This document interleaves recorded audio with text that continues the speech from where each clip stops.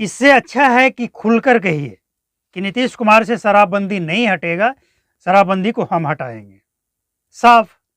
सबसे पहले आप विजय सिन्हा बिहार के डिप्टी सीएम को सुन लीजिए, इसके बाद आगे हम उसका विश्लेषण करेंगे।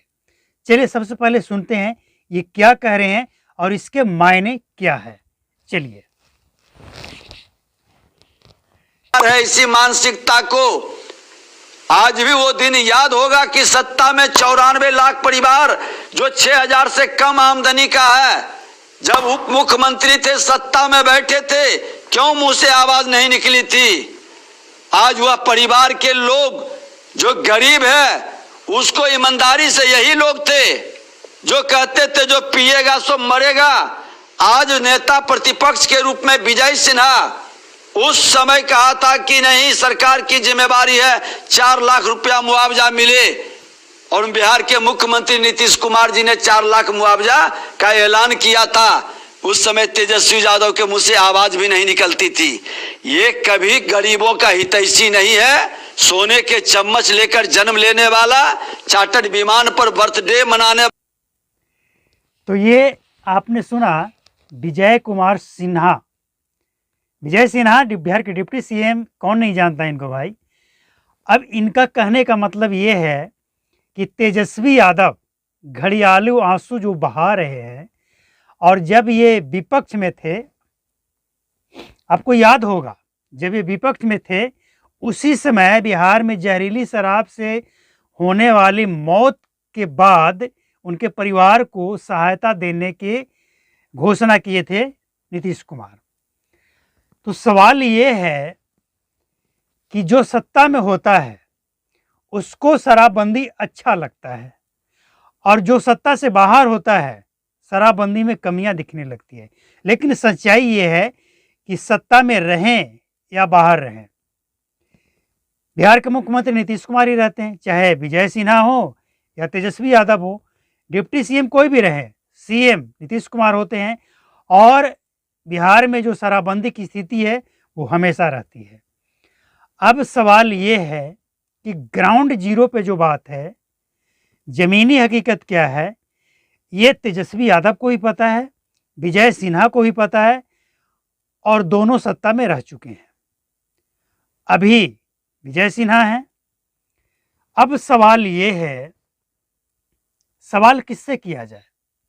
सवाल तो वही है जो 6 साल 7 साल पहले था, यानी शराबबंदी के 1 साल बाद जो सवाल था, सवाल आज भी वही है। तो सवाल किससे किया जाए?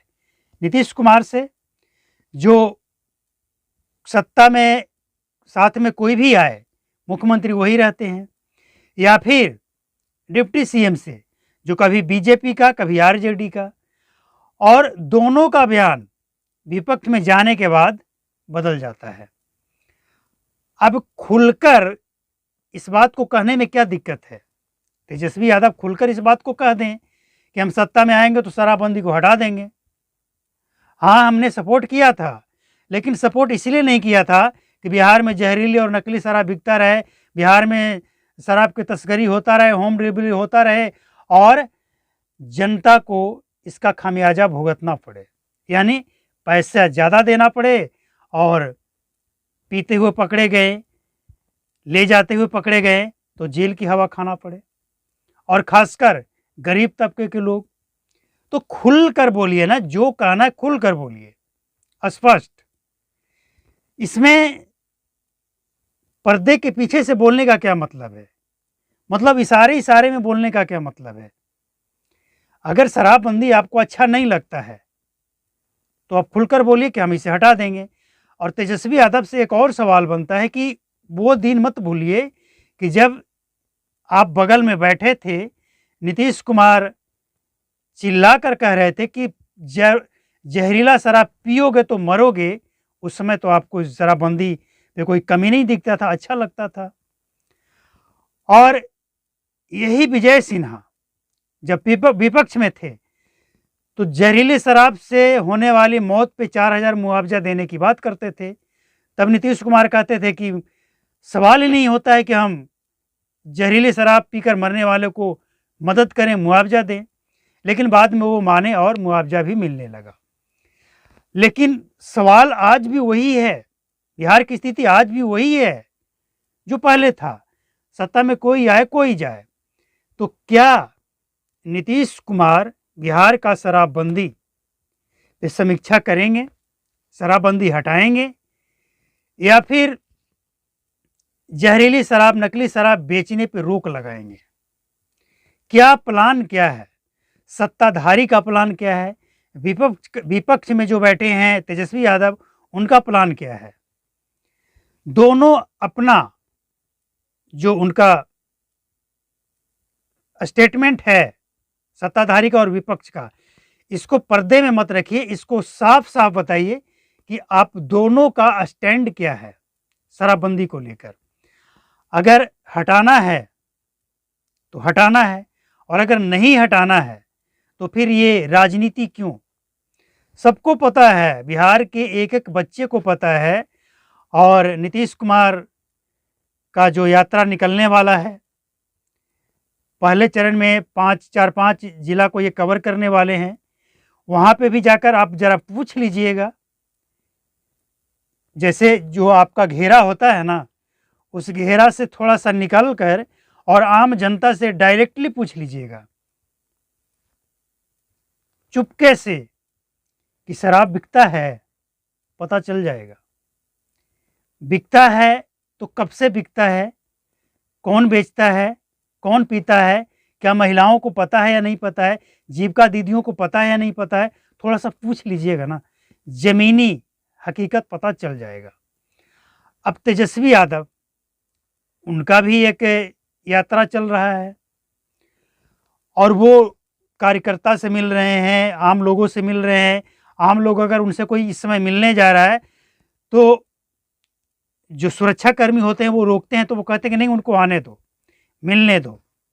तो अच्छी बात है, ज़रा उनसे भी पूछ लीजिएगा कि ज़मीनी हकीकत क्या है, क्योंकि ज़मीनी हकीकत तब भी वही था, आज भी वही है। बदलाव कुछ नहीं हुआ है। बदलाव यही हुआ है कि पहले से थोड़ा और महंगा हो गया है और पहले से और ज़्यादा बिक रहा है।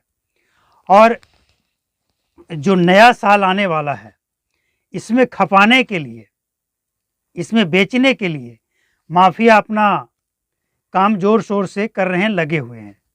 पुलिस वाले भी लगे हुए हैं, पुलिस वाले को इनकार नहीं किया जा सकता है कि वो शराब नहीं पकड़ रहे हैं, पुलिस वाले भी लगे हुए हैं। लेकिन स्टैंड दोनों का क्लियर होना चाहिए, सत्ताधारी का, विपक्ष का, पुलिस का और जनता का। जनता अगर चाहती है कि शराबबंदी हटे, तो जब आपसे नेता प्रतिपक्ष पूछने जाएं या फिर सत्ताधारी पूछने जाएं, तो आपको स्पष्ट बताना है जो सच्चाई है। पुलिस वाले भी सच्चाई बता दें कि बिहार में शराब की एंट्री हो रही है या नहीं हो रही है, आपके अधिकारी मिले हुए हैं या नहीं मिले हुए हैं, अधिकारियों पे कार्रवाई हुई है या नहीं हुई है। लेकिन एक और सच्चाई है कि कार्रवाई तो होती है, शराबबंदी केस के तहत कार्रवाई तो होती है, लेकिन 90% जो कार्रवाई है वो गरीबों पे होती है। तेजस्वी यादव भी यही बात कह रहे हैं।